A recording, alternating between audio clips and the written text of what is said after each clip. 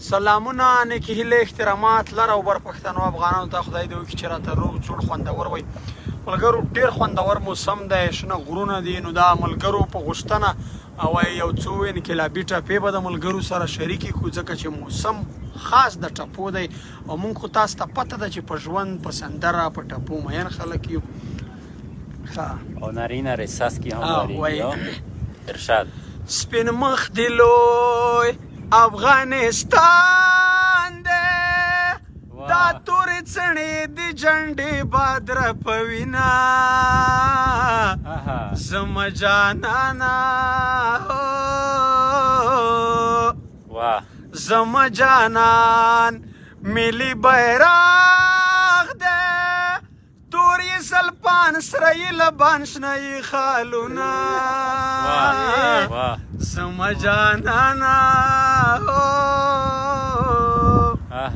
کابل پسپی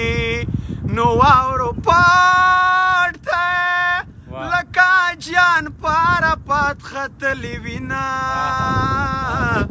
زما جانانا پوزا دی کر خدر ډیوران دا سرا ننگی دی لرا بر افغانان دینا زما جانانا کتور وربل می میرا تیگی پو وطن ننگ دای جانان منے کوما زما جانانا پتا میں بیا خل گئے قسم دا وطن ننگو تا پکور کول خوبنا زما جانانا باد کابل دلوری راغه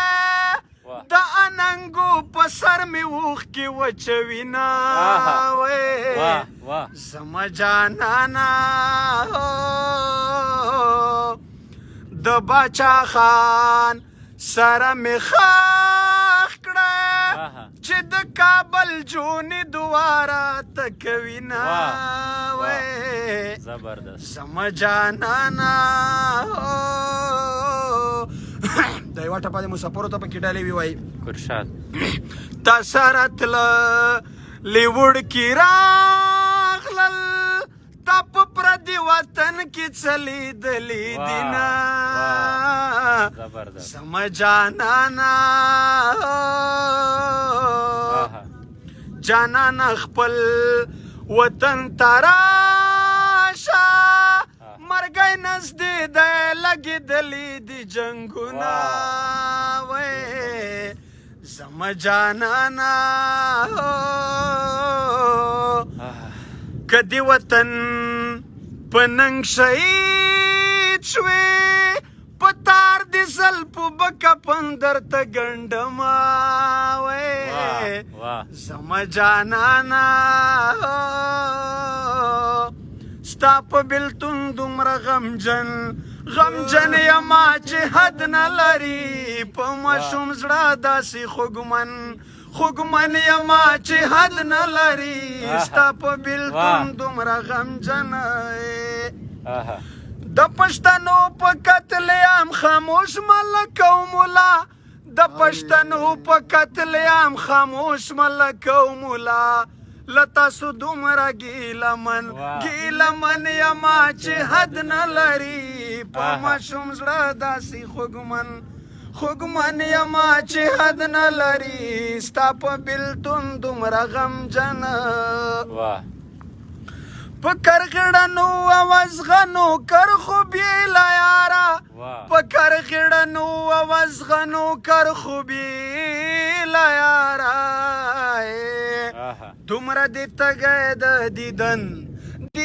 یما چې حد نه لري په ماشوم زړه داسې خوږمن یما چې حد نه لري ستا په بېلتون دومره غمجن ډېر زبردست غایه کا پوسټ دا نظاره دا وکسي ملګری دا ملګری دا نظاره وکسي ناری ناری بارون شری دا ډیره زبردست نظاره دو کابل جان ته به درځم وای خپل ارمان ته به درځم وسیم جانه اسې دا قدرتي ګلون چې کوم کرلی شوي دي محمد عظیم عظیمي صاحب روای نو ملګرو موسم خوندور و د صدر کامران صاحب او د نورزاده مسعود صاحب د مبارز وسیم داوړ صاحب دغه ملګرو خواهش وو چې ټپې مصرې به شریکې کړو د ملګرو سره نو دغه دی تاسو واورېدې او ډېره زیاته خوندوره نظاره ده موسم هم خوندور دی باران هم شروع دی وطن بیخي ډېر زیات ښایسته وطن دی که چیرې نیټ زمونږ سره رښتونې ملګرتیا کړې وي تاسو ته دا ریزلټ صفا ښودلی وي نو تاسو به د دې وطن د دې نظارو نه یقیني خوند اخیستی وي نو هر چیرته چې وایي لر او بر پښتانه افغانان خدای مو راته ښاد او آباد لره مونږ په دعاګانو کې در سره یاد ساتئ وایي که د وطن په ننګ شهید سوې پر تار د زلفو به